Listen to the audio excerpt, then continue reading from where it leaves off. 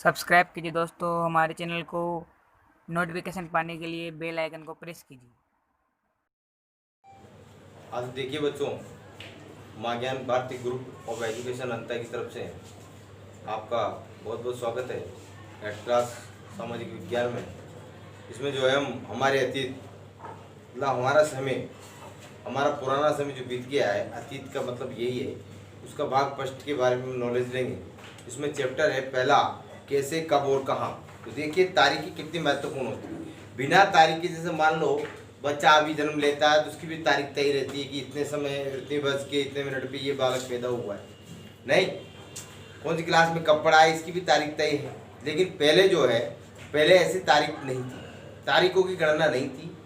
और इसमें जो है तारीखें कितनी महत्वपूर्ण होती है, इसकी इंपॉर्टेंस क्या है। एक वक्ता, जब इतिहासकार तारीखों के जादू में ही खोए रहते थे, हमारे इतिहासकार जो थे वो तारीखों के जादू में खोए रहते थे।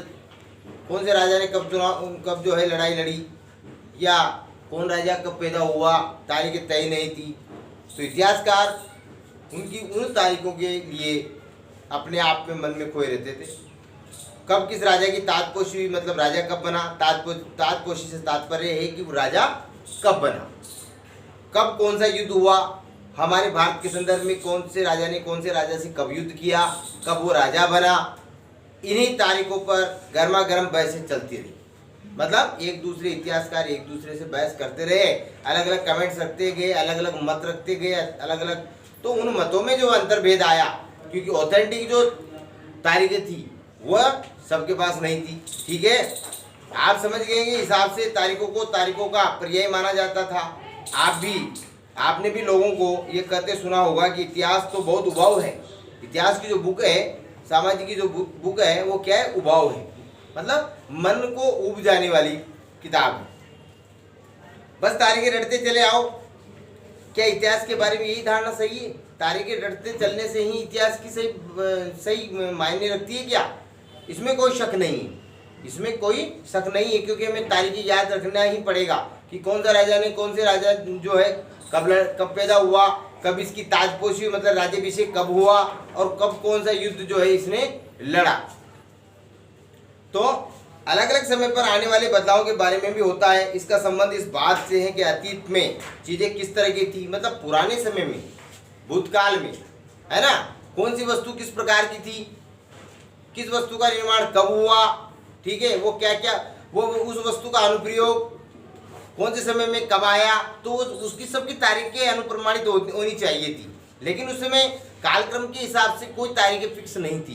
ठीक है, उनमें क्या बदलाव आए, जैसे जैसे हम अतीत और वर्तमान की तुलना करते हैं तो हमें समय का जिक्र करना पड़ता है। अतीत यानी पुराने समय का, और वर्तमान से तुलना करते हैं, वर्तमान में तारीखें फिक्स है कि आज जो है कितनी तारीख है, ये तारीख फिक्स है। तो पुरानी तारीख से आज की तारीख को हम देखते हैं तो हमें समय की और तारीखों की जरूरत नहीं पड़ती। हम पहले और बाद में की बात करने लगते हैं, पहले और बाद की बात करने लगते हैं कि हमारे पिताजी उस समय ऐसे थे, हमारे इस समय इतनी प्रॉपर्टी थी और आज इतनी है। तो हमें तारीखों की गणना चाहिए। जहाँ तक हमारे पास तारीखों की गणना नहीं है, वहाँ तक हम समय का जो कालक्रम है उसके बारे में हम नहीं पढ़ सकते, अर्थात हम इतिहास के बारे में जानकारी नहीं ले सकते हैं। ठीक है, आगे देखिए, रोजमर्रा की जिंदगी में हम अपने आसपास की चीजों पर हमेशा ऐतिहासिक सवाल नहीं उठाते हैं क्या? ठीक है, नहीं उठाते ना। रोजमर्रा की चीजें, जैसे भोजन है, कब से चालू हुआ, ठीक है, पहले मनुष्य क्या खाता था, ठीक है, जब जल है, रोजमर्रा की चीजें हैं, कपड़े हैं, इन चीजों को स्वाभाविक मानकर चलते हैं। मानो जो कुछ हमें दिख रहा है वो हमेशा से ऐसा ही रहा हो। लेकिन हम सबके सामने कभी कभी अचंभे क्षण भी आते हैं। कई बार हम उत्सुक हो जाते हैं, ऐसे सवाल पूछते हैं जो वाकई ऐतिहासिक होते हैं। किसी व्यक्ति को सड़क किनारे चाय के घूंट भरते देखकर आप इस बात पर हैरान हो सकते हैं कि चाय या कॉफी पीने का चलन कब से शुरू हुआ है।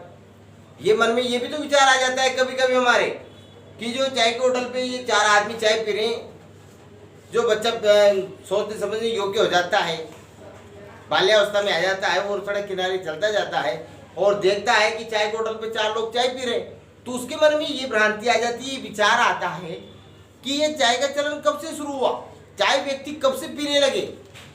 क्या हमारे हिंदुस्तान में, हमारे इंडिया की कल्चर में हमेशा चाय तो नहीं पीते थे? चाय बाद में पीना शुरू हुआ, तो ये कब से शुरू हुआ? तो उसकी तारीख उसके मानस पटल पर आ जाती है, उसके दिमाग में आ जाती है कि चाय कब से शुरू हुई।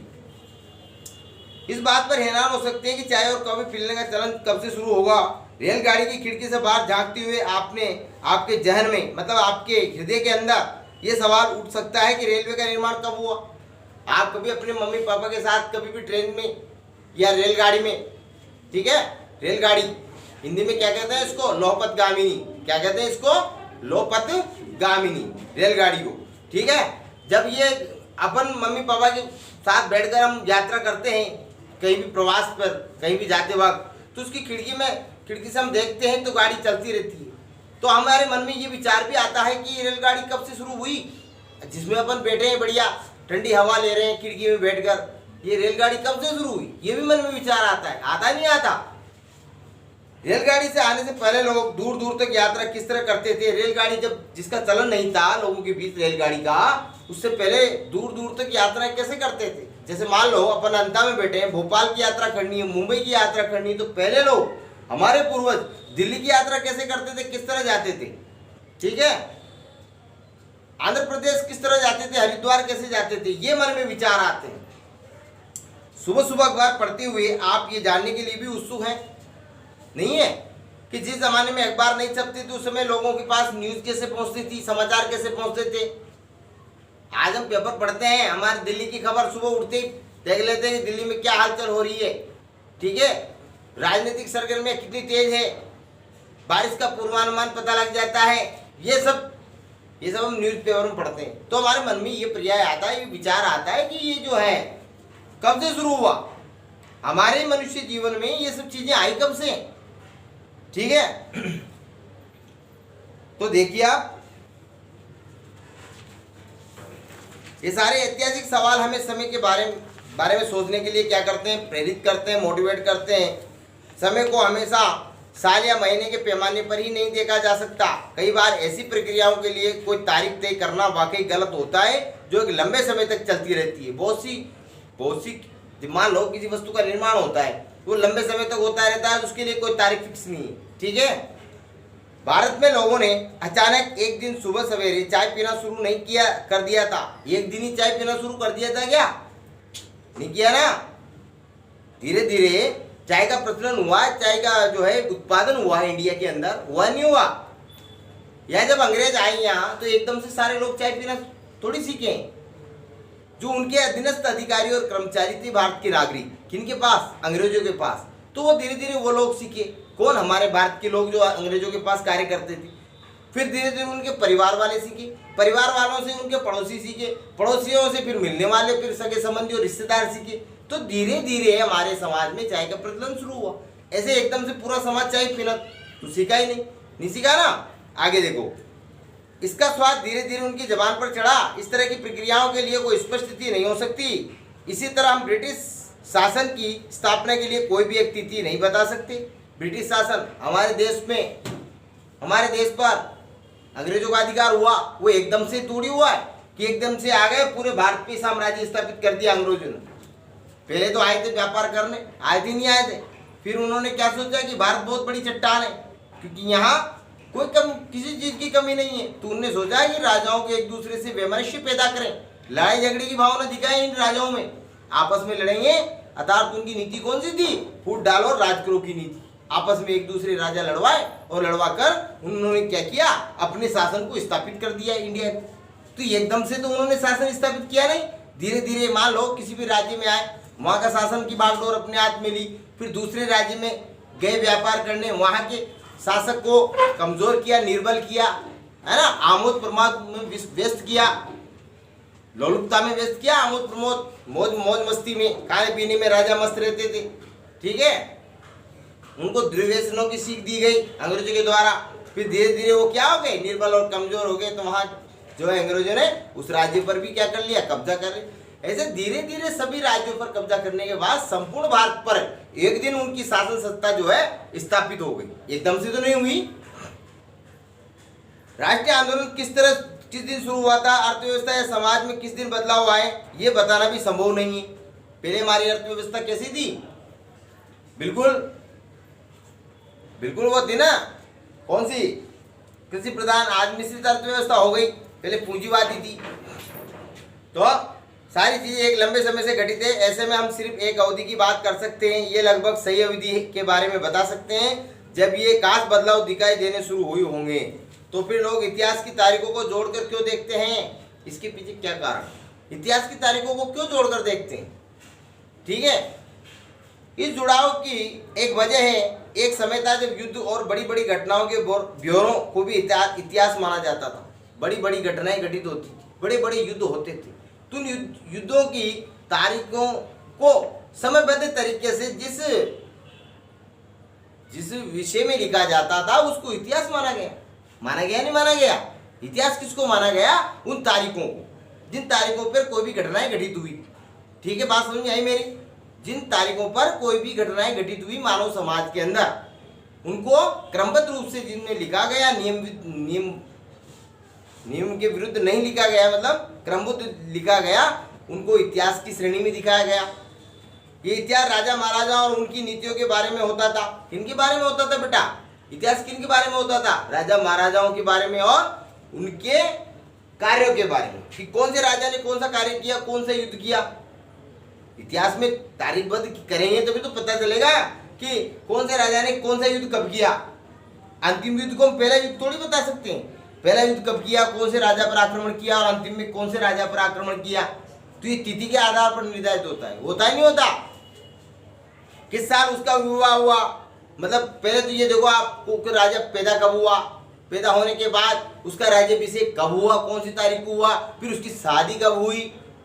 ठीक है, मान लो ललितेश नाम का एक लड़का है, वो कब पैदा हुआ, ठीक है, वो 8th क्लास में कब गया, ये भी तारीख फिक्स है। फिर राजा कब बना, वो भी तारीख फिक्स है। फिर ललितेश का विवाह कब हुआ, ये भी तारीख जो है फिक्स है। ठीक है, आगे देखो वो कब मरा, उसके बाद कब कौन सा शासन गद्दी पर बैठा, इस तरह की घटनाओं के लिए निश्चित तिथि बताई जा सकती है। और इस तरह के इतिहास में तिथियों का महत्व बना दिया गया नहीं है क्या? बिना तिथियों के इतिहास में महत्व नहीं है बेटा। जैसा कि पिछले 2 साल की इतिहास की किताबों में आपने देखा है, अब इतिहासकार बहुत सारे एक दूसरे मुद्दों और दूसरे सवालों के बारे में भी लिखने लगे हैं। वो इस बात पर ध्यान देते हैं कि लोग किस तरह अपनी रोजी रोटी चलाते हैं, वे क्या पैदा करते हैं और क्या खाते हैं, शहर कैसे बने। नहीं लिखते कि इतिहासकार कि ग्रामीण लोग अपना जीवन यापन किस तरह करते हैं, क्या क्या खाद्यान्न में प्रयुक्त करते हैं, क्या क्या पहनते हैं, परिधान कैसे होते हैं, पोशाक कैसी होती है उनकी, उनका रहन सहन, उनका कल्चर, उनकी सांस्कृतिक गतिविधियाँ कैसी है, इनके बारे में भी वो अपनी टीका टिप्पणी लिखते हैं। ठीक है, आगे देखो शहरों का निर्माण कैसे हुआ।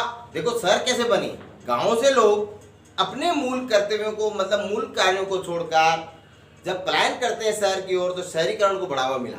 ठीक है, और गंदी बस्तियों का निर्माण हुआ। ठीक है, शहरीकरण का जो है दुष्प्रभाव भी है। क्या दुष्प्रभाव है? गंदी बस्तियों का निर्माण करना। गंदी बस्तियां नहीं है शहर के अंदर, है कि नहीं? देखो आप दूसरे सवालों के बारे में लिखने लगे, इस बात पर ध्यान देने कि लोग किस तरह अपनी रोजी रोटी चलाते हैं और क्या पैदा करते हैं और क्या खाते हैं, शहर कैसे बने और बाजार किस तरह फैले, किस तरह रियासतें बनी। मतलब राजाओं के समय क्या थी बेटा, मान लो राजस्थान में जब एकीकरण हुआ था उस समय राजाओं का राज था, तो कितनी रियासतें थी, कितने राजाओं के राज था, कितनी जगह 19 रियासतें।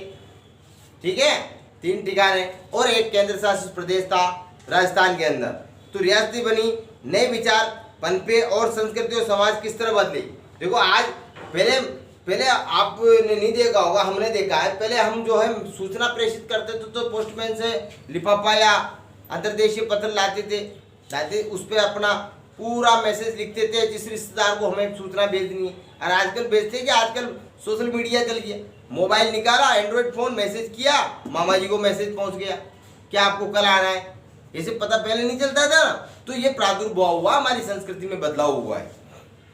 अब कौन सी तारीखें, तारीखें किसके कहते हैं, तारीखें क्या है? प्लीज लाइक कर दीजिए, सब्सक्राइब कर दीजिए और बेल आइकन को प्रेस कर दीजिए। देखने के लिए धन्यवाद।